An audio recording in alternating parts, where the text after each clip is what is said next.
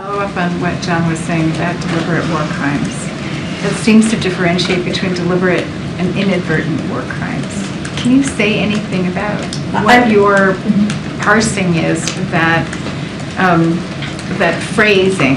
It startled me because it seems to imply that you acknowledge that there have been war crimes committed, but perhaps not deliberate. I don't think that's what the Admiral was inferring to. He doesn't.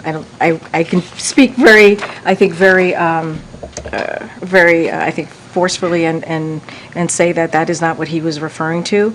Look, we have been very clear about Israel's absolute right to defend itself. That's something that we say all the time, right? Obviously, this is our relationship, what we believe, as well as its obligation to abide by international law, right? To make sure that they are protecting civilian lives, whether Israeli lives or Palestinian lives. We've been really clear about that, and so I just want to be really careful. I'm not going to go beyond what the Admiral said here, and I wouldn't parse his words too much here.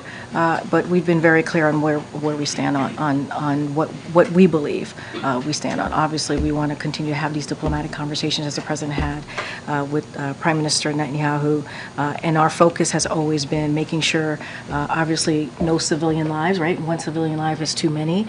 Getting that humanitarian aid into Gaza is incredibly important. Making sure hostages, American hostages, all hostages come home, and trying to continue these pauses, these humanitarian pauses that you have seen the President lead on, and they have been very successful, as the Admiral has said.